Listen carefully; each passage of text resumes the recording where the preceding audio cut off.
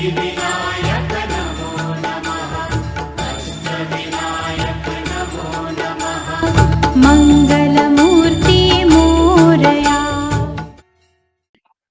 जब चलिए भाइयों, माँ शक्ति आज स्वाध्याय चिंतन का हमारा क्रमांक है 3, 4, 5 और आज हमारे बीच में आदरणीय श्री RN पांडे साहब जो retired additional commissioner state tax हैं। और आज आपको जो विषय है वो है श्री दुर्गा सप्तती श्रीमद् भगवत गीता के परिप्रेक्ष्य में। इससे पूर्व भी पांडे जी ने भज गोविंदम, विनय पत्रिका का संक्षिप्त परिचय, देवी शक्ति के विभिन्न रूप में 2 पार्ट में लिया था और पंचतंत्र की कहानियां तो आपकी चल रही हैं धारावाहिक के रूप में। और अभी इससे पूर्व में आपने वेदों में शक्ति गान और शक्ति बीज लिया था। अब हम आदरणीय RN पांडे साहब से निवेदन करते हैं कि अपना उद्घोष जारी करें। आदरणीय पांडे साहब। धन्यवाद। सर्वप्रथम हम गायत्री मंत्र का उच्चारण करेंगे। ओम भूर्भुवः स्वः तत्सवितुर्वरेण्यं भर्गो देवस्य धीमहि धियो यो नः प्रचोदयात्। मैं 2 मंत्रों से प्रार्थना करता हूं, वैदिक मंत्रों से। ओम विश्वानि देव सवितर्दुरितानि परासुव यद्भद्रं तन्न आसुव। ओम अग्ने नयसु पथाराये अस्मान् विश्वानि देव वयुनानि विद्वान् युयोध्यस्माज्जुहुराणमेनो भूयिष्ठान्ते नम उक्तिं विधेम। हे सकल जगत के उत्पादक प्रकाश स्वरूप परमात्मन, आप हमारी बुराइयों को, दुर्व्यसनों को, बाधाओं को दूर करें और जो कल्याणकारी हो वो हमें प्राप्त कराएं। हे सबसे अग्रणी देवता अग्नि स्वरूप परमात्मन, आप हमारे सारे कर्मों को जानते हैं। आप हमें सन्मार्ग के मार्ग पर ले चल के समृद्धि को प्राप्त कराएं। इस मार्ग में जो भी बाधाएं आए उन्हें आप दूर करें। हम आपको बार बार प्रणाम करते हैं। तो सर्वप्रथम श्री अरविंद शर्मा जी का आभार, उन्होंने मुझे अवसर दिया। आज हमारे जो स्वाध्याय सत्संग के इसके जो स्थायी सदस्य हैं हम लोग, उनके अतिरिक्त एक और अन्य ग्रुप जिसमें मैं भाग लेता हूं, आदरणीय सीताराम शास्त्री जी के निर्देशन में, उस ग्रुप के भी कुछ सदस्य जुड़े हैं। मेरे लिए इसलिए महत्वपूर्ण है कि ये कोई अकोला महाराष्ट्र में बैठे हैं, कोई कलकत्ता में बैठे हैं और पूरे भारतवर्ष से सब लोग जुड़ते हैं। तो और बहुत विद्वान लोग हैं जो साल भर से अधिक, 1.5-2 साल से गीता पे जो अध्ययन हो रहा है उसमें भाग लेते हैं। हमारे यहाँ भी ग्रुप में श्रीमद् भगवत गीता का काफी लोग इसमें प्रवचन वक्तव्य देते रहे हैं और दे रहे हैं। तो हमारे ग्रुप के लोग भी अब श्रीमद् भगवत गीता से बहुत परिचित हैं। मैं उन सबका आभार प्रकट करता हूं जो स्वाध्याय परिवार के लोग जुड़े। मेरा उत्साह वर्धन होता है देख के कि विद्वान लोग आए और उन्होंने समय निकाला सुनने के लिए, और आप सब लोगों को अभिनंदन करता हूं जो इस समय जुड़े। शुरू में आभार इसलिए प्रकट कर देता हूं कि बाद में क्या होता है, प्रायः समय लेते लेते वो बात कहते कहते सब समाप्त हो जाता है, तो ये आभार प्रकटीकरण रह जाता है। अभिनंदन करने के उपरांत आज जो विषय लिया मैंने, वो विषय है श्रीमद् भगवत गीता। आज नवरात्र चलने के कारण मैंने दुर्गा सप्तशती का विषय लिया। श्री दुर्गा सप्तशती का पाठ सभी लोग जानते हैं, या तो खुद करते हैं या कराते हैं। नवरात्र में सिद्ध ग्रंथ है, मान्य ग्रंथ है, स्थापित ग्रंथ है सनातन परंपरा का। और इसी तरह से श्रीमद् भगवत गीता भी एक स्थापित ग्रंथ है। इन दोनों श्री दुर्गा सप्तशती को श्रीमद् भगवत गीता के परिप्रेक्ष्य में कैसे देखा जाए, या क्या क्या बातें मुझे लगी, क्या क्या बात मैं आपको बता सकता हूं अपनी जितनी भी बुद्धि है उससे, उसको मैं आपके सामने रखना चाहता हूं। तो इससे पहले कि मैं विषय को प्रारंभ करूं, तो श्री दुर्गा सप्तशती की जो स्थापित देवी हैं उनके लिए मैं एक मंगलाचरण कहता हूं, क्योंकि मैं अपने इष्ट को मां के रूप में ही मानता हूं। या देवी सर्वभूतेषु मातृ रूपेण संस्थिता नमस्तस्यै नमस्तस्यै नमस्तस्यै नमो नमः। मैं श्रीमद् भगवद गीता पर भी बोलने जा रहा हूं। उसके नायक भगवान कृष्ण हैं, उनके लिए मैं मंगलाचरण के रूप में उनको प्रणाम करता हूं।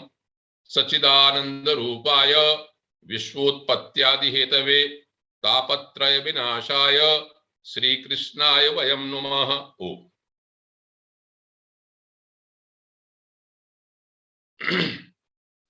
देखिए, दोनों ग्रंथों को मैं कैसे प्रारंभ करता हूं। मैं अपने जीवन से प्रारंभ करता हूं बात को। मैं 8वीं क्लास में गुरुकुल में जब पढ़ता था तो श्रीमद् भगवद गीता के कुछ अध्याय हमें कोर्स के रूप में बताए गए। ये बात 60 साल पुरानी हो गई। तब श्लोक रट लिए, उसके बाद हम पाठ करते रहे, कुछ समझ में नहीं आया, धीरे धीरे जो भी भगवान ने कृपा की, लेकिन उस ग्रंथ को नहीं छोड़ा। इसी तरह से लगभग 50 वर्ष पूर्व दैविक संयोग से मुझे मेरा श्री दुर्गा सप्तशती से भेंट हुआ। इस ग्रंथ से मैंने बिना अर्थ समझे इसका पाठ प्रारंभ किया। संस्कृत चूंकि आती थी, संस्कृत में पाठ प्रारंभ किया, हिंदी में पूरा अर्थ समझ में भी नहीं आता था। धीरे धीरे शनै शनै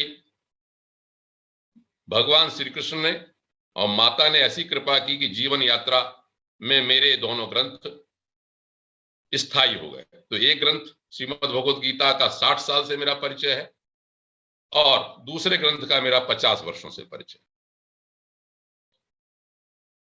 ये तो मेरे दैनिक जीवन की बात हुई, इसलिए मुझे दृढ़ विश्वास है दोनों पर।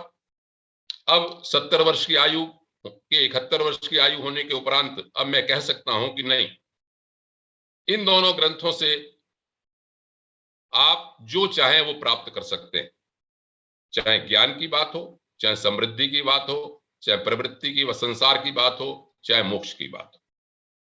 मैं ज्ञानी नहीं हो पाया, मोक्ष में नहीं अभी उतना पांडित्य हो, प्रवीण हो पाया, न योग्य हो पाया, लेकिन भगवान ने, भगवती ने मुझे संसार की जितनी भी भौतिक सुविधाएं हैं सब प्रदान की। तो मैं इन दोनों का, जो भी परमात्मा है उनको मैं बहुत ही आभारी। अब मैं विषय पर आता हूं। दोनों ग्रंथ कैसे देखे जाते हैं। पहले तो आप ये समझिए कि दोनों ग्रंथ हैं क्या। आप जानते, श्रीमद् भगवद गीता महाभारत का अंश है, वेद व्यास कहने वाले हैं। श्री दुर्गा सप्तशती मार्कंडेय पुराण का अंश है, मार्कंडेय ऋषि कहने वाले। दोनों अंश वाले ग्रंथ हैं। एक और साम्यता देखिए कि श्रीमद् भगवत श्री दुर्गा सप्तशती, तो इससे 700 श्लोक समझ में आते हैं। यह संयोग है कि श्रीमद् भगवद गीता में भी 700 ही श्लोक हैं, लगभग। एक दो संख्या की गलती हो सकती है। तो जहां मैंने पढ़ा था वहां लिखा कि श्री कृष्ण ने 574 श्लोक कहे, अर्जुन ने 84 श्लोक कहे, संजय ने 41, धृतराष्ट्र ने 1, 700 श्लोक। जहां मैंने कहा बहुत विद्वान श्री राम सुखदास जी ने भी अपने गीता दर्पण में 700 के लगभग संख्या मानी। तो एक बात तो ये। दूसरी बात, अब आते हैं इसके विषय में प्रवेश करते हैं। एक के नायक है श्री कृष्ण, एक की नायिका या नायक हैं देवी जी। किस परिस्थिति में कहा गया? श्रीमद् भगवद गीता को कुरुक्षेत्र में महाभारत युद्ध होने से पहले कहा गया। श्री दुर्गा सप्तशती को मार्कंडेय जी ने सावर्णी मनवंतर कैसे उत्पन्न हुए, इसकी कहानी सुनाई महामाया की कृपा से। अब कौन कौन से पात्र हैं? श्रीमद् भगवद गीता में धृतराष्ट्र है, संजय है, श्री कृष्ण है, अर्जुन है। श्री दुर्गा सप्तशती में मार्कंडेय जी कह रहे हैं, लेकिन जो पात्र बनते हैं वो सुरथ नाम का राजा, समाधि नाम का वैश्य, मेधा नाम के ऋषि और देवता और देवी, ये सब इसमें पात्र हैं। विषय वस्तु पर आता हूं। वेद मूलक हैं दोनों ग्रंथ। कैसे? आप सब जानते हैं कि श्रीमद् भगवद गीता के बारे में स्पष्ट रूप से आप लोग जानते हैं कि सर्वोपनिषदो गावो दुग्धा गोपाल निंदन कहा जाता है कि सारी उपनिषदें गाय हैं और कृष्ण भगवान उसको दुहने वाले हैं। ये तो एक अलग से श्लोक हो गया, लेकिन श्रीमद् भगवद गीता को ही देखें तो प्रत्येक अध्याय के अंत में स्पष्ट कहा श्रीमद् भगवद गीतासु उपनिषत्सु। उपनिषद का ज्ञान होने से श्रीमद् भगवत का वेद मूलक है, इसमें कोई संशय नहीं। अब बात आती है श्री दुर्गा सप्तशती की कि वह वेद मूलक कैसे है। मेरे सामने इस समय 3 वेद के मंत्र हैं। मैं बहुत विस्तार से नहीं जाऊंगा कि आगे मुझे और बहुत सारी बातें बतानी है, कहनी है। केवल संक्षेप में उनके मैं उदाहरण देके आपको ये कहता हूं। अथर्ववेद का 1/13/4 वह मंत्र यह कहता है कि हे परम देवी ते नमो अस्तु देवी, हे देवी तुम्हें नमस्कार है। कौन सी देवी? जो शत्रुओं को पराजित करने के लिए देवताओं ने निर्मित किया जिसको। आपको पता है दूसरे चरित्र में यही है कि देवताओं ने अपने तेज के अंश से निर्मित किया देवी को, और वह हमें सुख देने वाली हो, ऐसे देवी को नमस्कार करते हैं। एक दूसरा मंत्र है मेरे सामने ऋग्वेद का 4/16/10। इसमें यह कहा कि दस्युओं को मारने वाली ऋत शक्ति से नारी के रूप में प्रकट होने वाली देवी आप आई। तो देवी प्रकट होने वाली देवी है। एक तीसरा मंत्र और मेरे सामने है यजुर्वेद का 5/10। उसमें देवी को कहा सिंघी असी सपत्नशाही देवेभ्यो। जो दस्युओं के जितने भी साथी हैं उन सबको मारने वाली है। वो क्या क्या करे हमारे लिए, देवताओं के लिए क्या करे? कल्पस्व, शुंध्वस्व, शुंभस्व। अर्थ इसका ये हुआ कि उन्हें सामर्थ्यशाली बनाए, उनका शोधन करे, उनको सुशोभित करे। तो इस तरह से मेरा कथन यह है कि श्री दुर्गा सप्तशती का जो मटेरियल है, कंटेंट है, वह भी वेद मूलक है। अब आगे बात आती है कि प्रतिपाद्य विषय क्या है। प्रतिपाद्य विषय श्रीमद् भगवद गीता का है ब्रह्म विद्या। प्रत्येक अध्याय के अंत में स्पष्ट रूप से लिखा है श्रीमद् भगवद गीतासु उपनिषत्सु ब्रह्म विद्यायाम योग शास्त्रे। तो श्रीमद् भगवद गीता निश्चित रूप से ब्रह्म विद्या के बारे में ग्रंथ है, उसका प्रतिपाद्य विषय ब्रह्म विद्या है। अब बात आती है श्री दुर्गा सप्तशती। तो दुर्गा सप्तशती में अथर्व शीर्ष उसका अंग है, उसमें कहा है ऐसा श्री महाविद्या। आप कहेंगे अथर्व शीर्ष में तो कहा, लेकिन दुर्गा सप्तशती में कहा। तो दुर्गा सप्तशती में कहा कि विद्यासिसा भगवती परमा ही देवी। चौथे अध्याय में जब स्तुति करते हैं देवता लोग, मैं उदाहरण बताता चलता हूं, ये मान के कि दोनों का अध्ययन किया हुआ है या जानकारी में है, ना हो तो बाद में देख सकते हैं। तो दोनों का जो प्रतिपाद्य विषय है वह ब्रह्म विद्या है। अब 3 तरह से श्रीमद् भगवद गीता को पढ़ने वाले जानते हैं कि पहले से 6 अध्याय, शुरू के 6 अध्याय, बाकी 6 अध्याय, आखिरी के 6 अध्याय क्रमशः कर्म, उपासना और ज्ञान कांड माने जाते हैं। इसी तरह से जो 3 चरित्र हैं देवी के, वो कर्म योग की उच्च अवस्था है, मध्यम चरित्र उपासना या भक्ति की उच्च अवस्था है, और उत्तर चरित्र ज्ञान। कैसे होगा इसे विस्तार में जाऊंगा, यदि आगे समय मिलेगा तो मैं इसको सिद्ध करूं। अभी आउटलाइन बताता चलता हूं, मुख्य मुख्य पॉइंट जो मुझे अच्छे लगते हैं। है क्या ये महामाया क्या है, और भगवान श्री कृष्ण क्या है?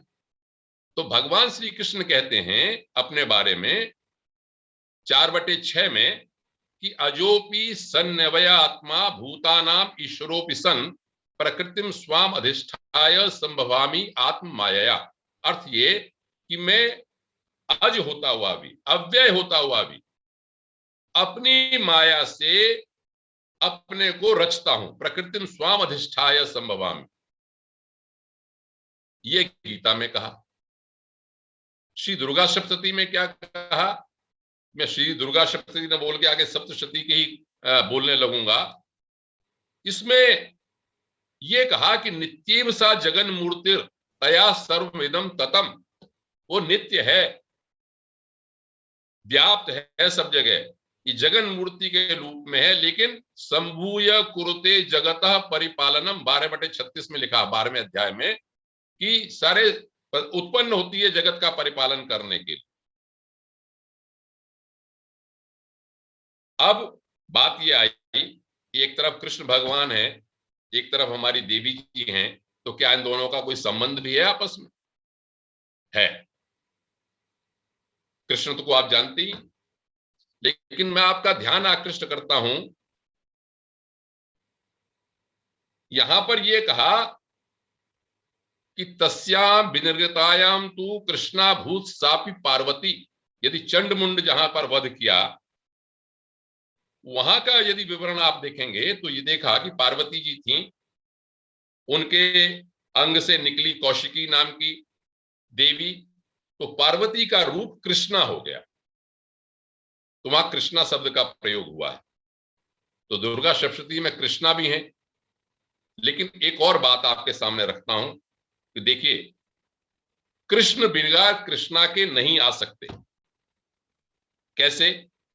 दुर्गा सप्तशती में स्पष्ट लिखा एक जगह अंतिम अध्याय में, जहां वो उसका 12वें अध्याय में, जो 11वें अध्याय में, नंद गोप गृहे जाता यशोदा गर्भ संभवा 11/42, देवी अपने बारे में बता रही हैं कि मैं नंद गोप के यहां यशोदा गर्भ से उत्पन्न हुई, मेरा नाम रखा गया नंदा। यहां यह बात बहुत ध्यान देने की है कि 3 चरित्र हैं, प्रथम, मध्यम और उत्तर चरित्र। इनमें देवियों की जो विनियोग पड़ते हैं, जो शक्तियां हैं अलग अलग, तो नंदा जो शक्ति है, एक शाकंभरी शक्ति है, एक भीमा शक्ति। नंदा शक्ति प्रथम चरित्र की शक्ति है, नंदा। तो जब नंद गोप गृहे जाता यशोदा गर्भ संभवा स्पष्ट लिख दिया, और कृष्ण चरित्र में आप जानते हैं कि जब कृष्ण का आविर्भाव होता है, प्रकटीकरण होता है,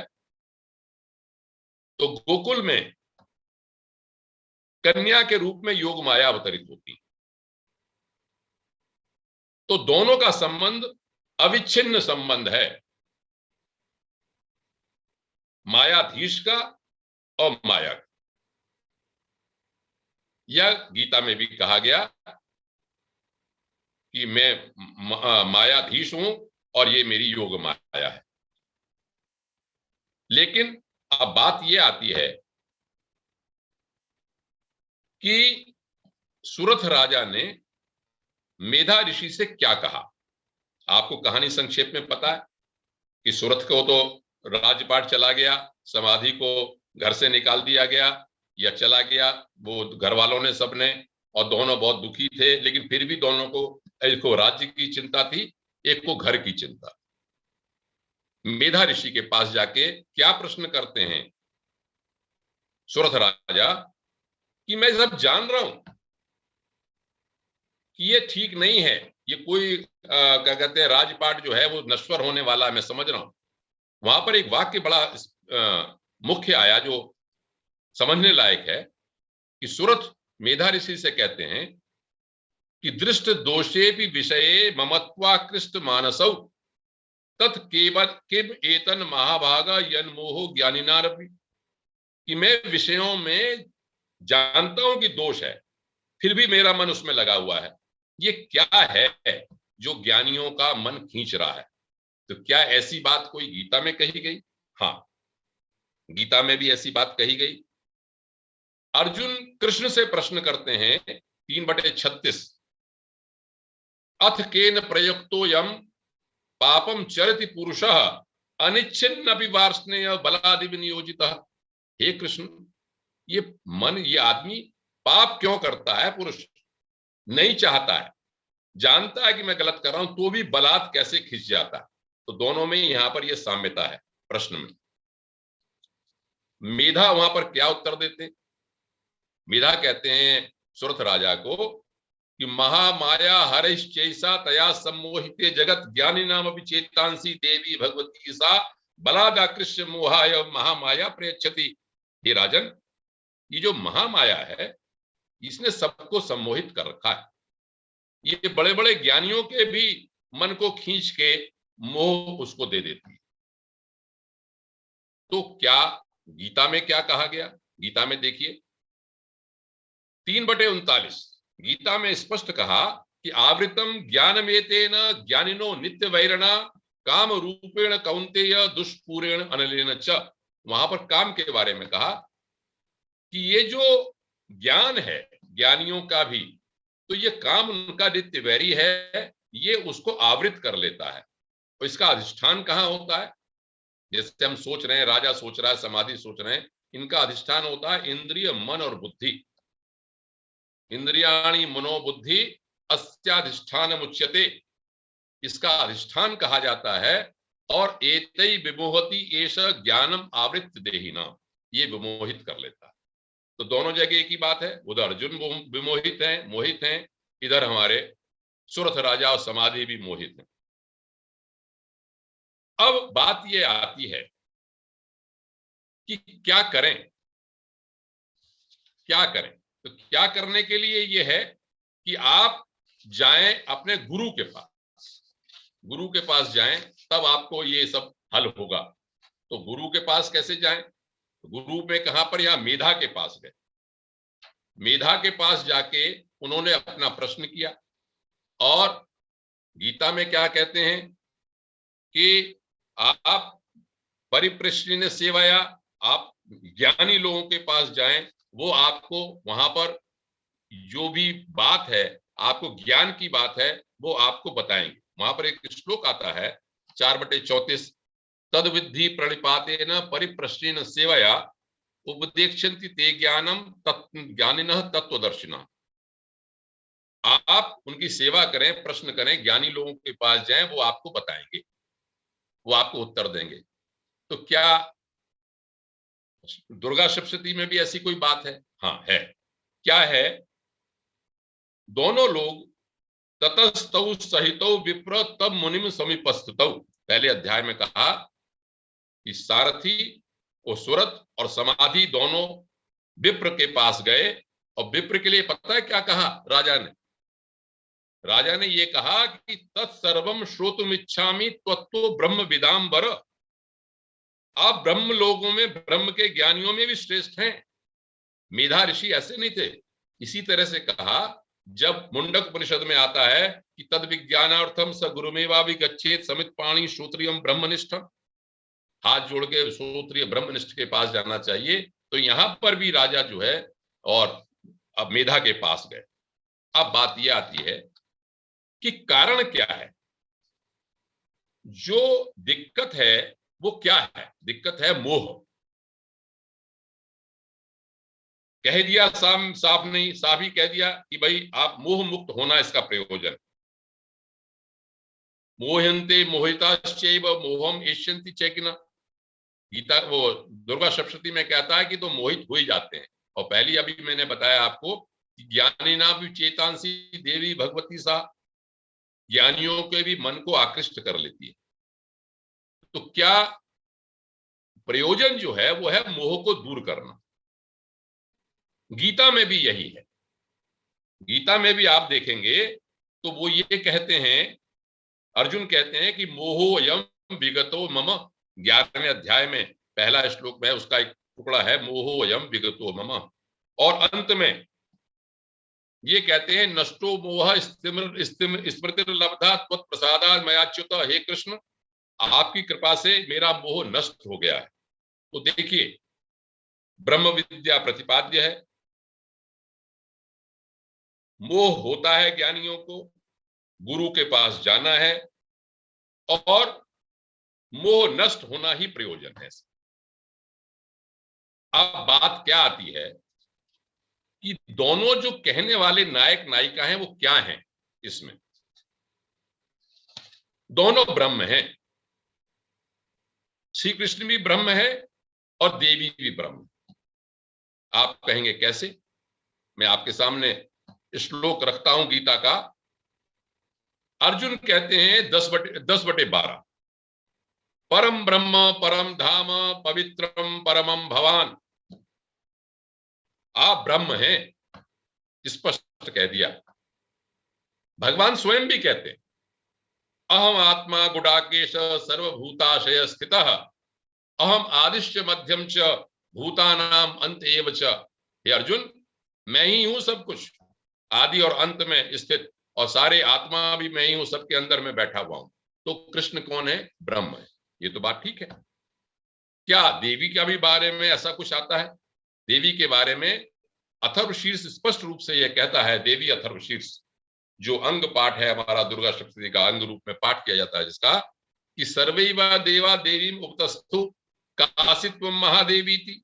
सारे देवता देवी के पास गए और पूछा कि हे देवी तुम कौन हो? तो पता उत्तर क्या है? अहम ब्रह्म स्वरूपिणी, मैं ब्रह्म हूं। कभी बाघमृडी सूक्त आगे चलता है, उस पर मैं नहीं जाऊंगा। देवताओं ने भी कहा एता आत्मशक्ति, ब्रह्म देवी अथर्वशीर्ष में ही है। तो मेरा कहना यह कि यहां पर दोनों जगह ब्रह्म ही है। कहने वाले बताने वाला जो तत्व है वो ब्रह्म ही। अब बात ये आती है कि कैसे अवतार लेते हैं। तो आप तो उसका, इसके बारे में तो अवतार जानते ही हैं आप। श्रीमद् भगवत गीता के बारे में, परित्राणाय साधूनां विनाशाय च दुष्कृताम और धर्म संस्थापनार्थाय संभवामि युगे युगे। साधुओं के परित्राण करने के लिए, दुष्टों के दलन करने के लिए उत्पन्न होते। दुर्गा सप्तशती भी यही कहती है, देवानाम कार्य सिद्ध्यर्थम आविर्भवति सा यदा उत्पन्नेति सा तदा लोके सा नित्या अभिधीयते। जब वह देवताओं के कार्य सिद्ध करने के लिए आविर्भूत होती है तो लोग ये कहते हैं कि देवी प्रकट हुई लोगों में। इसके अलावा 11वें अध्याय के अंत में भी कहती है देवी स्वयं, इत्थम यदा यदा बाधा धानवोत्था भविष्यति तदा तदा अवतीर्य अहम करिष्यामि अरिसंक्षयम। जब भी कोई भी दानवों से बाधा होगी तो मैं अवतरण लेके उसको नष्ट करूंगी। ये दोनों बातें हुई। अब आगे बढ़ते हैं।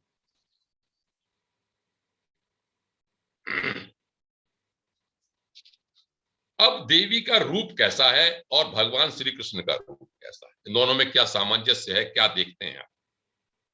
शैली देखिए, मैं एक बात और बता दूं, मुझे याद आई। दोनों ग्रंथों की शैली अलग है और समय भी अलग है। महाभारत पहले लिखा गया, मार्कंडेय पुराण बाद में लिखा।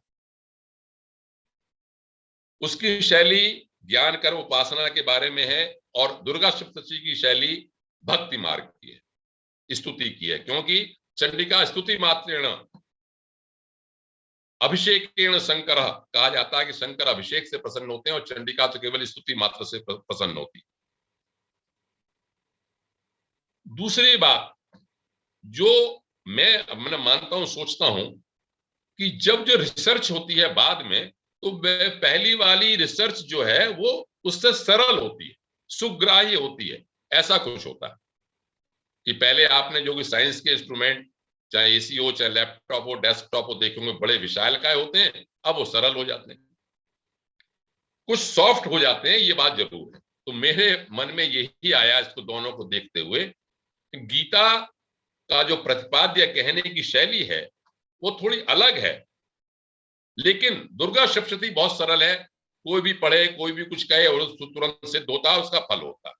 तो भक्ति मार्ग में रिसर्च करके ऋषियों ने दुर्गा सप्तशती। अब बात क्या आती है,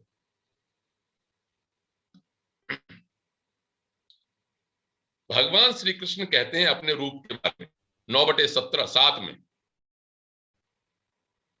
9/18 में बल्कि, कि मैं क्या हूं, अपने बारे में मैं रूप बताता हूं, देवी के रूप के ऊपर आ रहा हूं मैं धीरे धीरे सामान्य के रूप में। गतिर भरता प्रभु साक्षी निवासम सुहृद के अलावा प्रलय स्थानम निधानम बीजमभ्ययम्।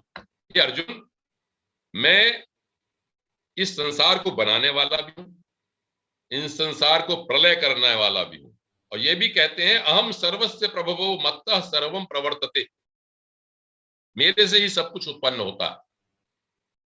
दुर्गा सप्तशती को देखिए कि जब देवता, जब ब्रह्मा जी पहले स्तुति करते हैं पहले अध्याय में, तो कहते हैं विश्वेश्वरीम जगद्धात्रीम स्थिति संहार कारिणी, आप सृष्टि स्थिति और संहार को करने वाली हैं देवी।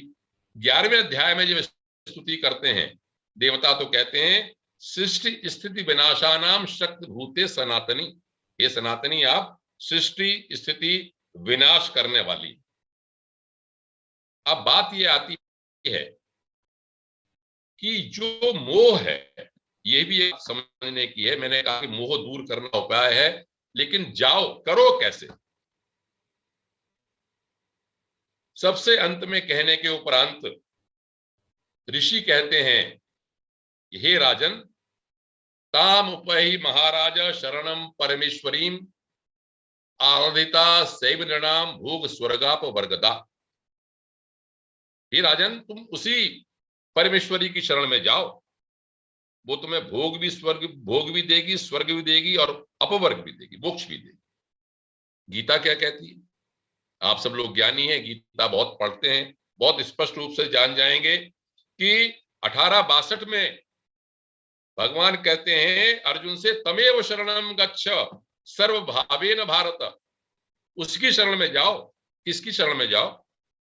ईश्वर सर्वभूतानाम हृदय से अर्जुन तिष्ठति, हे अर्जुन, सबके हृदय में भगवान रहते हैं, उसकी शरण में जाओ। और यहां पर कहते हैं दुर्गा सप्तशती में, ताम उपई महाराजा शरणम परमेश्वरी। और क्या होगा जाने से कि तत्प्रसादात पराम शांतिम स्थानम प्राप्ति शाश्वतम, तुम शाश्वत स्थान की प्राप्ति करोगे। यहां तक कह दिया, आप सब जानते हैं, सर्वधर्मान परित्यज्य मामेकम शरणम व्रज, सारे धर्मों को छोड़ के तुम मेरी शरण में आ जा, मैं तुझे सारे कष्टों से सबसे मुक्त कर दूंगा। तो दोनों में उपाय भी एक ही बताया कि उस ब्रह्म की, उस परमात्मा की, वशिष्ठ की, उस कृष्ण की, उस कृष्णा की, उस देवी की शरण में तुम जाओ। अब कुछ और बात मैं आगे बताता हूं। इसमें देवियों के अंश से महालक्ष्मी बनी। आपके दूसरे चरित्र में है कि जब गए भाई, सब देवताओं ने अपने अपने अंश दिए, तेजोमय अंश दिया, उससे महालक्ष्मी का निर्माण हुआ और महिषासुर का संहार हुआ। तीसरा चरित्र ये, सारी देवियों के अंश आते हैं और वो शुंभ निशुंभ तक का वध करते हैं। जब निशुंभ का वध होने को होता है तो वो ये कहता है कि भाई तुम तो अलग अलग रूप में आई हुई। तब वो देवी ये कहती है कि नित्य विसाज मैं एक ही हूं, और देख अब मैं सारे रूपों को अपने में समेट रही हूं। इसका मिलान गीता से कहां से होता है? यो माम पश्यति सर्वत्र सर्वम च वै पश्यति, सब कुछ मेरे अंदर है और सब में मैं हूं। सारे देवताओं के अंश में भी बनी तो देवी बनी, और जब देवियां अलग अलग रूप में आई तो भी देवी ने सबको समेट लिया अपने अंदर। अब तेजमय बात आई, विभूति की बात भी आती है। विभूति योग आप 10वें अध्याय में सब पढ़ चुके हैं। उसमें 10वें अध्याय में भगवान अपनी अपनी अलग अलग विभूति बताते हैं। तो क्या विभूति का वर्णन दुर्गा सप्तशती में भी है? दिखाई पड़ता है क्या? जैसे ही निशुंभ ने ये कहा कि आप अलग अलग रूपों में हैं देवी जी, तो उसने ये कहा देवी ने कि एके वा हम जगत तत्र द्वितीया का ममा परा। देवी कहती है निशुंभ से, हे राक्षस, मैं एक ही हूं, दूसरी कोई नहीं है। पश्चेता दुष्टमय्येव वसंत्यो मद विभूतयः, मेरी जितनी विभूतियां हैं, ये अलग अलग देवियां रूप में जो आई हुई हैं, ये सब मेरी विभूतियां हैं। ये मेरे अंदर प्रवेश करती हैं और ये कह दिया स्पष्ट रूप से, अहम विभूत्या बहुवी यह रूपै यदा स्थिता, मैं बहुत सी विभूतियों से यहां पर उत्पन्न हुई हूं, स्थित हूं। तत्संगतम मयि केव तिष्ठामि आजो भव, मैंने सारी विभूतियां अपने उधर अंदर रख ली। मैं गीता के 10वें अध्याय की ओर ध्यान करता हूं आपका। स्पष्ट रूप से भगवान ने कहा, यद्यद विभूति मत सत्वम श्रीमद ऊर्जितमेव वा तत्तद एवावगच्छत्वम मम तेजोंश समुद्भवम। हे अर्जुन, जो भी आपको तेज वाला अंश लगे, विभूति वाला लगे, समझ लेना कि मैं ही, मेरा ही ये अंश है सबका। अब क्या हुआ? अब बात आती है भक्ति से कैसे दर्शन हो सकता। गीता का बड़ा प्रसिद्ध 11वां अध्याय है। 11वें अध्याय में भगवान ने स्पष्ट कहा, विश्व रूप दर्शन दिखा के, कि हे अर्जुन, भक्त्या तू अनन्यया शक्य अहम एवं विदु अर्जुन। दुर्गा सप्तशती की ओर मैं ले जाना चाहता हूं आपको, लेकिन भक्ति की बात गीता का उदाहरण करके देता हूं कि हे अर्जुन, मैं अनन्य भक्ति से ही इस रूप में देखा जा सकता हूं। साक्षात यदि रूप देखना हो तो भक्ति मयम पराकृत्वा मामेव एष्यति संशय। 18/68 18वें अध्याय में कहते हैं कि तू भक्ति पराभक्ति करके ही मुझको प्राप्त हो सकता है। और दुर्गा सप्तशती में क्या है कि जब अंत में हो गया, देवी ने कह दिया राजा से और वैश्य से, सूरत से और सारथ समाधि से कि भाई तुम उनकी शरण में जाओ, तो वहां पर बड़ा एक महत्वपूर्ण छोटा सा शब्द दिया है जो पकड़ना चाहिए कि सम दर्शनार्थम अंबाया नदी पुलिन स्थितः। वहां पर वो गए दर्शन करने के लिए। दर्शन किससे करेंगे? भक्ति के द्वारा करेंगे। भक्ति में उन्होंने क्या क्या सब वर्णन है वहां पे कि सच वैश्य तपो तपो तेपे देवी सूक्तम परम जपन। देवी सूक्त का जप किया, मूर्ति बनाई, पुष्प धूप अग्नि तर्पण इन सब से उन्होंने उनकी उपासना की, तब उन्हें देवी का प्रत्यक्ष हुआ। अब बात यह आती है कि फल क्या मिला। जब संसिद्धि की बात आती, फल तो ये मिला कि राजा ने कहा कि भाई मैं तो राज्य मुझे मिल जाए, तो उन्हें राजा ने कहा तो, और मनवंतर सावरणी मनवंतर बना दिया। ये तो प्रवृत्ति मार्ग के लिए हो गया। लेकिन एक और पात्र है जो मोक्ष की बात करता है, तो सोपि वैश्य ततो ज्ञानम बब्रे निर्मण मानसा मम इति अहम इति प्राज्ञ संग विच्युति कारकम। उस समाधि वाले वैश्य ने मांगा कि भाई मुझे तो ज्ञान चाहिए, मम और अहम मेरा समाप्त कर दो। तो देवी ने कहा, तम प्रेच्छामि संसिद्ध्यै तब ज्ञानम भविष्यति। मैं तुझे ज्ञान देती हूं, तुझे मोक्ष मिल जाएगा, संसिद्धि मिल जाएगा। तो क्या ऐसी बात गीता में कही? हाँ, कही गई। 14/1 में कहा भगवान ने कि मैं परम भूय प्रवक्ष्यामि ज्ञाननाम ज्ञानमुत्तमम यज्ञात्वा मुनयः सर्वे पराम सिद्धि मतो गताः। मैं तुझे ज्ञान की बात बताता हूं जिसको ज्ञानी पढ़ के बहुत सिद्धि को प्राप्त हो गए। और उससे क्या होता है? 8/15 में कहा संसिद्धिम परमाम गताः। अब मैं ज्यादा विस्तार में ले जाके जो बात जो मुझे कहनी है कुछ और, उस पे मैं आता हूं। सामंजस्य बताना चाहता हूं क्या है। अब ये बात आती है, एक बात बताता चलो कि मां के बारे में। आप सब जानते हैं ये दुर्गा सप्तशती तो माता के बारे में है। संक्षेप में यदि आप पढ़ेंगे इसको, तो इसमें एक जगह जगन माता कहा है। अब मैं ज्यादा विस्तार में न जाके समेट रहा हूं विषय को। और अंबिका कहा है, अंबा कहा है, अंबिका और अंबा का मातृगण भी कहा है, और एक अंबिका के रूप में कहा है। तो अंबा अंबिका बड़ा महत्वपूर्ण शब्द है। माता का तो है। अमिति प्रेम भावे न प्राप्नोति तदा अंबा। जो प्रेम भाव से प्राप्त होती है उसे अंबा कहते हैं। तो ये अथर्ववेद में भी आया है, अहो अमोहम अस्मि सात्वम। एक इसमें छिपा हुआ अर्थ है जिसकी ओर आपका ध्यान दिला देता हूं मैं। विस्तार से तो नहीं बता पाऊंगा। यह प्राण शक्ति, अमह जो है वो प्राण शक्ति है। एक बड़ा प्रसिद्ध मंत्र आप देखते होंगे, कर्मकांड करते समय पंडित लोग बोलते हैं, अम्बे अंबालिके अम्बे अंबिके अंबालिके नैनमाम नति कश्चन। अम्बे अंबिके अंबालिके की जब व्याख्या आप पढ़ेंगे तो प्राण अपान व्यान से संबंधित है, तो बहुत विस्तार से उसकी व्याख्या होती है। अग्नि वायु सूर्य से संबंधित है, वसु रूपा है, रुद्र रूपा है, ऋक यजु साम से संबंधित है। खैर उस विस्तार में न जाके मैं केवल ये बताना चाहता हूं कि देवी इसमें महात्म्य में दुर्गा सप्तशती में माता का अब्बा का रूप है। अब आप ये कहेंगे कि भाई गीता में कहां है? तो गीता में भी कृष्ण भगवान मां है। आप कहेंगे कैसे? मैं आपका एक ध्यान आकृष्ट करता हूं कि भाई ब्रह्म तो है, ब्रह्म तो अपनी बात कहेगा ही। जब कृष्ण ब्रह्म है तो ऐसा नहीं कि माता से हट जाएगा। तो उन्होंने ये कहा, पिता हम अस्य जगतो माता धाता पितामह 9/17। भगवान कृष्ण ने कहा कि हे अर्जुन, मैं इस जगत का पिता हूं, माता भी हूं। तो मेरा कहने का मतलब ये है कि इसमें दोनों में अंतर न समझे। एक रूप की बात और आ रही है। जब विश्व रूप दर्शन किया तो ऐसी रोशनी हुई, मैं श्लोक अब कम बोलता हूं, हजारों सूर्य उत्पन्न हो गए। ये तो आपको पता है, विश्व रूप दर्शन में पढ़ लेंगे। हमारी देवी का रूप भी ऐसा ही है। तीसरे अध्याय के ध्यान में कहा कि उद्यत भानु सहस्र कांतिम, हजारों सूर्य जैसे उदय हो रहे हैं, ऐसी कांति है देवी की।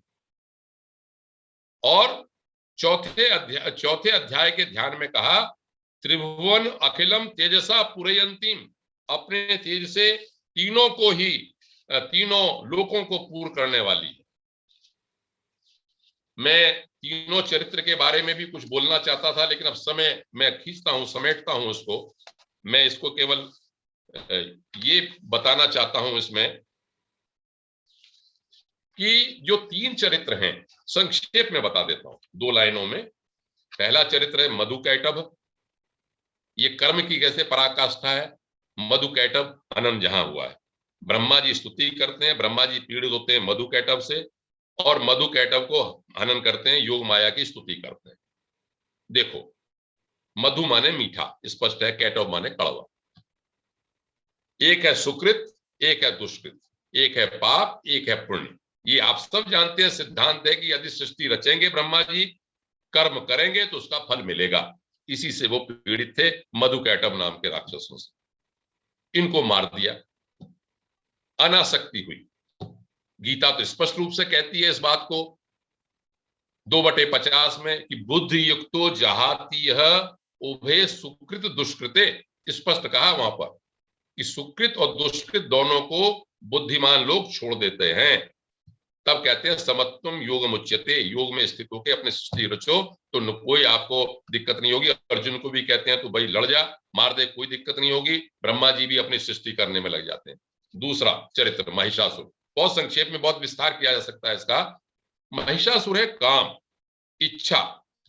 परमात्मा के प्रति यदि कल्याणदायिनी इच्छा है, काम है तो कल्याणदायिनी है, और संसार के प्रति है तो विघ्न स्वरूप है। ये काम तरह तरह के रूप बदलता है।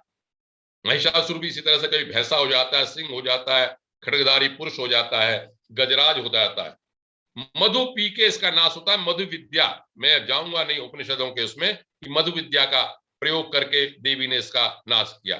गीता का केवल उदाहरण दे देता हूं कि जही शत्रु महाबाहो काम रूपम दुरासदम 3/43 गीता कहती है। अब मैं आता हूं लास्ट वाले पे, जो क्या कहते हैं, और जो तीसरा चरित्र है, तीसरा चरित्र भक्ति का है।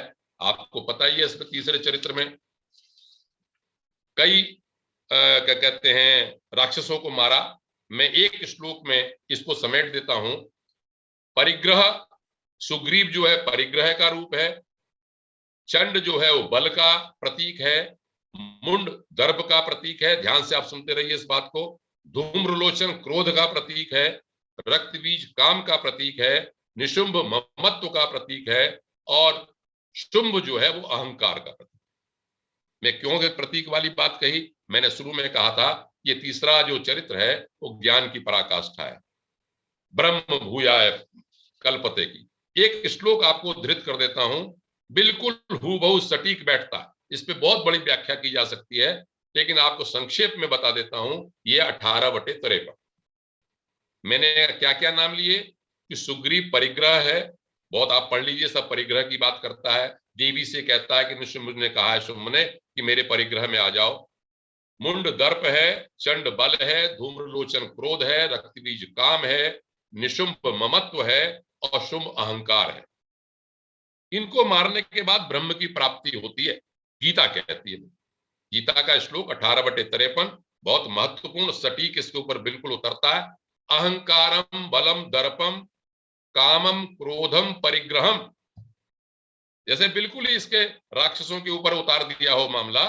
अहंकारम, अहंकार को, बल को, दर्प को, काम को, क्रोध को, विमुच्य निर्ममः, ममत्व को छोड़ के शांत हो जाए, ब्रह्म भूयाय कल्पते, ब्रह्म को प्राप्त होते हैं इसको। अब बात ये आती है देवी के बारे में, जो 5 मिनट में और ले लेता हूं कि फलश्रुति के बारे में बात आती, दोनों गीता के बारे में भी, भाई हम सब कर रहे हैं, माँ के ऊपर कृपा, भगवत गीता भी पढ़ रहे हैं, देवी पढ़ रहे हैं। तो देवी का जो पूरा ये श्रीमद् भगवत गीता है उसको कहते हैं देवी महात्म्य। 13 के 13 अध्याय में ये देवी महात्म्य कहा गया। उन्होंने कहा कि ये कहते हैं, बताते हैं राजा को ऋषि कि मैंने देवी महात्म्य तुमको कहा और जिस ऐसी देवी के बारे में बताया जिसके पूरा संसार इससे रखा गया है, और ये विद्या देती है, विष्णु माया जो है वो विद्या देने वाली है। इसी विष्णु माया से लोग मोहित होते हैं। इसी बात को श्रीमद् भगवद गीता में कैसे कहा 7/13 में कि त्रिभुर गुणमयी भावई एवि सर्वविदम ततम मोहितम ना भी जानाति माँ बिभ्य परम व्ययम। तीनों गुणों से युक्त जो हमारी लीला है उससे मोहित हो जाता है जब जीवात्मा, तब मुझको जान नहीं पाता है। इसीलिए कहा देवी येषा गुणमयी मम माया दुरत्यया, मेरी माया बहुत कठिन है, लेकिन कैसे प्राप्त होते हैं, माया को कैसे पार करते हैं। माँ में भी ये प्रपद्यन्ते मायाम एताम तरन्ति, जो मुझको शरण में आ जाते हैं वो माया को प्राप्त कर लेते हैं। इसलिए मेधा ऋषि भगवती की शरण में जाने को लिए कहते। 5 मिनट में और लेता हूं, 2 मिनट लेता हूं, इसको समाप्त करूंगा फलश्रुति के। जब तक फलश्रुति नहीं होगी तब को आपको ये नहीं समझ में आएगा कि भाई आपने जो सुना, आपने श्रीमद् भगवत गीता को सुना पढ़ा, क्या लाभ मिलेगा, और देवी जी ने पढ़ा सुना तो क्या लाभ मिलेगा। देखिए गीता की फलश्रुति बताता हूं, श्लोक ना बोल के अब मैं हिंदी में ही बता देता हूं उसको, कि जो इस गुह्य श्री कृष्ण भगवान कह रहे हैं कि मेरे भक्तों को बताएगा, वो निश्चय रूप से भक्तिमयी पराम कृत्वा मामेव एष्यति, वो भक्ति को प्राप्त करके मुझको प्राप्त होगा। गीता में लिखा, या जो उसको पढ़ेगा, हम दोनों के संवाद को, वो ज्ञान योग में ज्ञानी प्राप्त हो जाएगा। और श्रद्धावान हो, जो श्रद्धावान होकर सुनेगा भी, वो भी सोपि मुक्तः शुभान लोकान प्राप्नुयात् शुभ पुण्य कर्मणा। ये गीता में कहा कि वो भी शुभ लोगों को प्राप्त होके पुण्य लोगों को प्राप्त होगा। अब इसकी फलश्रुति क्या है हमारी दुर्गा सप्तशती की, इसको मैं बता देता हूं, ये भी बड़ा महत्वपूर्ण है। दुर्गा सप्तशती में 12वां अध्याय पढ़ा हुआ है, मैं अपने मुख्य चीज बढ़ा देता हूं कि जो इन स्तुतियों से मेरी स्तुति करेगा तस्याहम सकलाम बाधाम नाशयिष्यामि असंशयम। बड़ा महत्वपूर्ण बात है। गीता दुर्गा सप्तशती इसीलिए सिद्ध नहीं है, देवी ने स्पष्ट कहा कि जो स्तुति समाहित होकर करेगा मैं असंशय निश्चय रूप से उसकी सारी बाधाएं दूर करूंगी। एक और बात कही, श्रोष्यति श्रोष्यंती, जो सुनेंगे मेरे महात्म्य को भक्ति से, उनको दुष्कृत से कोई आपत्ति नहीं होगी, उनके दुष्कृत समाप्त हो जाएंगे। फिर आगे लिखा, दारिद्र नहीं होगा, शत्रु से भय नहीं होगा, लुटेरों से भय नहीं होगा, श्वास अग्नि और जल राशि से कोई भय नहीं होगा, शस्त्र से भय नहीं होगा। तो इसलिए कहा कि पठितव्यम समाहित ही, पढ़ना चाहिए इसको, श्रोतव्यम सदा भक्त्या, और भक्ति से इसका सुनना चाहिए, उच्चारण भी करना चाहिए, श्राव्यम सुनाना भी चाहिए, बन्नी होम भी करना चाहिए।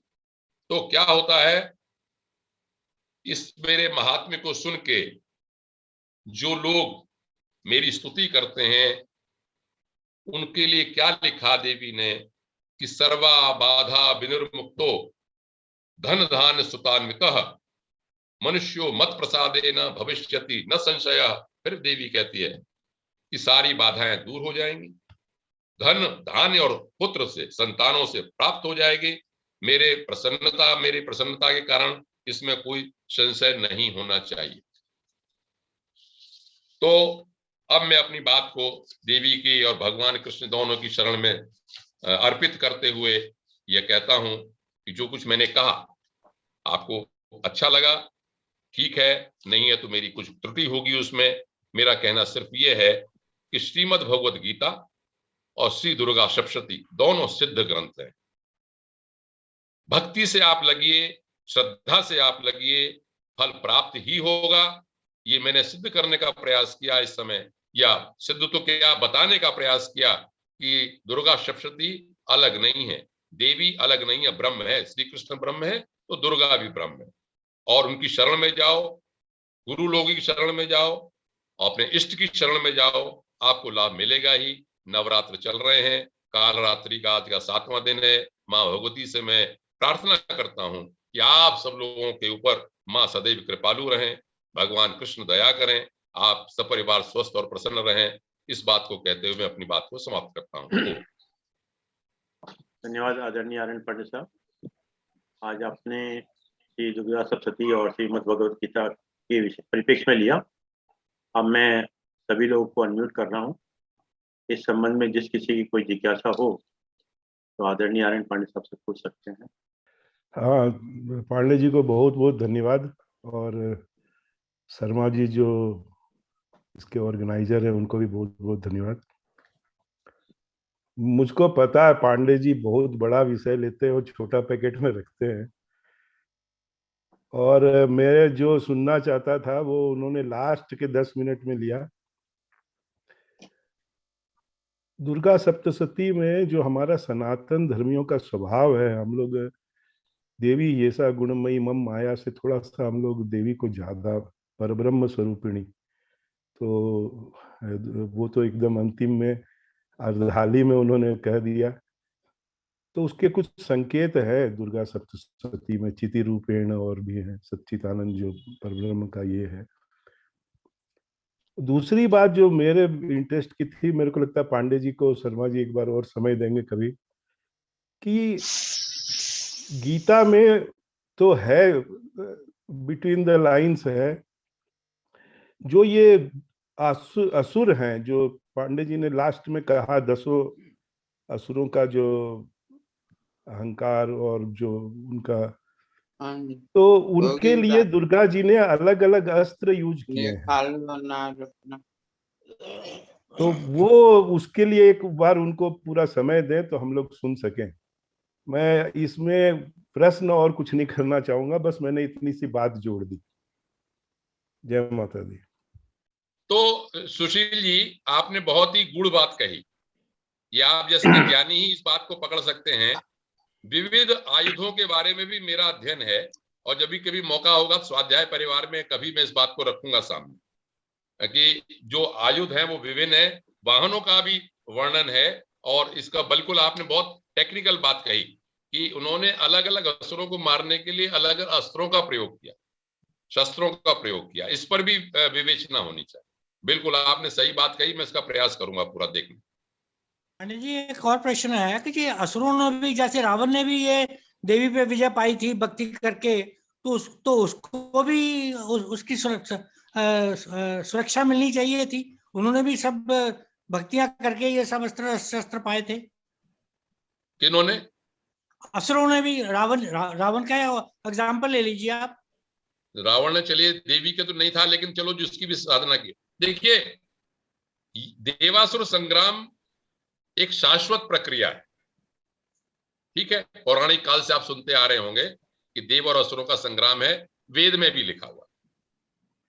और असुर बलशाली भी होते हैं, लेकिन मेरी जहां तक बुद्धि है, जो आपने कहा, और ऐसे बहुत से आख्यान हैं, एक तरफ शंकर भगवान है तो एक तरफ बाणासुर की तरफ शंकर भगवान है तो कृष्ण जी लगे हुए हैं, लेकिन अंत में जीत जो है वो सत्य की होती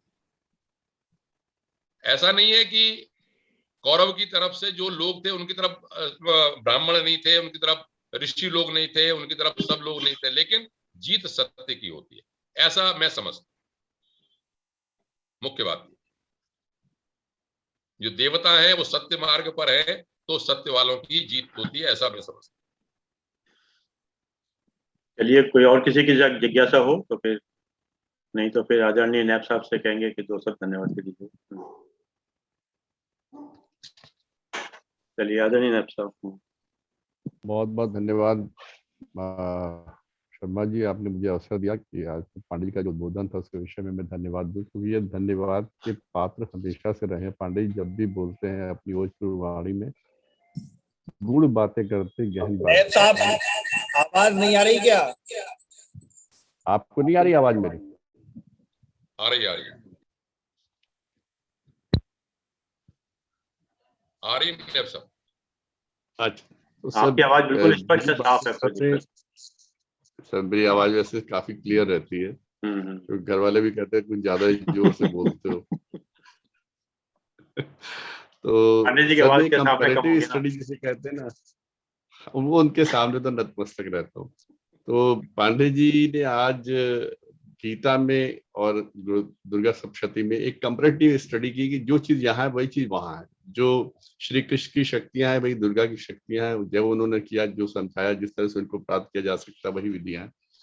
एक कंपैरेटिव स्टडी जिसे हम लोग इसके पहले शायद नहीं जानते थे या जानने की कोशिश भी नहीं की थी, लेकिन उन्होंने एक एक श्लोक को, और इनका ये बड़ा सिद्ध है कि श्लोक बोलते साल में बता देते 18/9, 10/4, यानी कि 10वें अध्याय में 4था श्लोक पढ़ लीजिए, 18वें अध्याय में 13वां श्लोक पढ़ लीजिए। ये इनकी एक कंट्रोल है। और वो आज इन्होंने स्वयं ही बताया कि पिछले 60 साल से गीता का अध्ययन कर रहे हैं, गीता की तो रग रग से वाकिफ है, और 50 साल से दुर्गा सप्तशती का अध्ययन कर रहे हैं। तो जिस ग्रंथों को इन्होंने जिया है, मतलब बाकी लोग तो अध्ययन करते हैं, पढ़ते हैं, सोचते हैं, समझते हैं, इन्होंने उन दोनों ग्रंथों को जिया है, अपनी एक एक सांस के साथ उसको साथ लेकर चले। तो उसमें इनका पूर्ण पांडित्य होना, पूर्ण आधिपत्य होना, उसके समझने, और जहां से भी पूछे वहां से शुरू करके बताना शुरू कर दे, ये अब इसमें कोई दो राय हो ही नहीं सकती। हम उनकी भूरी भूरी प्रशंसा करते हैं। और ये बहुत सही उन्होंने कहा कि मैं खाली आउटलाइन दे रहा हूँ, क्योंकि वाकई में इतनी गहरी एक एक चैप्टर को एक एक लेकर चलेंगे तो टाइम लगेगा। और मैं चाहूंगा जब भी मौका मिले, ये दुर्गा सप्तशती की एक एक चीज को जो उन्होंने कहा था मैं बाद में बताऊंगा, इसको कर लूंगा, वो सब छूट गई, उस पर समय ही नहीं मिला। तो उन सब चीजों पे कभी भी मौका मिले या अगले कभी भी हो तो सर आप इन चीजों को समझाइए जरूर, क्योंकि हम लोग के बहुत ही इससे हम लोग को लाभ है इन चीजों को समझने में, सोचने में। उसके बाद क्या होता है कि जब हम इन चीजों को जानने के बाद जब पुनः पूजा करते हैं तो उसका सर आनंद ही दूसरा होता है। जब आप वैसे पढ़ते चले जाते हैं, संस्कृत के श्लोक पढ़ लिए, हिंदी में पढ़ लिए, समझ लिया ये ऐसा ऐसा ऐसा, तो वो उसकी एक दूसरी, लेकिन जब आप इन चीजों को समझते किसकी क्या प्रभाव है, किसका क्या महत्व है, उसके बाद पूजा करने का माहौल ही दूसरा हो जाता है। आपके इन आज के पांडित्यपूर्ण जो आपका उद्बोधन रहा, से कहा जाए सार गर्भित उद्बोधन, उसके लिए आपका बहुत बहुत धन्यवाद, हृदय से धन्यवाद नायब साहब। मैं प्रयास करूंगा आगे, फिर दोबारा से नवरात्र आएंगे फिर बोलने का प्रयास करूंगा। धन्यवाद आदरणीय एनके नायब साहब, धन्यवाद आदरणीय आर्यन पांडे साहब, आपने समय निकाल के समय दिया। और आपके साथ जो भी लोग आए उन सब लोग का धन्यवाद। हमेशा भी आ सकते हैं, कोई दिक्कत नहीं। और जैसे कि एक विचार के साथ हम लोग अपनी बात समाप्त करते हैं, उससे पूरी एक बात कहना चाहूंगा कि ना कोई अच्छा है ना कोई बुरा है। जो व्यक्ति के अंदर प्रवृत्ति है वो गलत होती है। तो इस वक्त में अगर देखा जाए तो आश्री शक्ति और देव शक्ति दोनों के अंदर संग्राम चल रहा है। आश्री शक्ति और देव शक्ति से मतलब हमारे कि जो गलत प्रवृत्तियां हैं उनका संग्राम चल रहा है। आइए, आज का विचार है परम पूज्य गुरुदेव का विचार है, वेद मूर्ति तपोनिष्ठ पंडित श्री राम शर्मा का। संसार में हर काम कठिन है, संसार में हर काम कठिन है और हर काम सरल। सरल वह है जिन्हें खेल की तरह दिलचस्पी के साथ और अपनी क्षमता के विकास का अभ्यास समझकर किया जाता है। सरल वह है जिन्हें खेल की तरह दिलचस्पी के साथ और अपनी क्षमता के विकास का अभ्यास समझकर किया जाता है, और कठिन वह है जिन्हें आशंका, उदासी और भार, बेगार की तरह किसी प्रकार पूरा किया जाता है। वेद मूर्ति तपोनिष्ठ पंडित श्री राम शर्माचार्य को चाह रहे हैं। आइए हम तीन उनका उच्चारण करते हैं।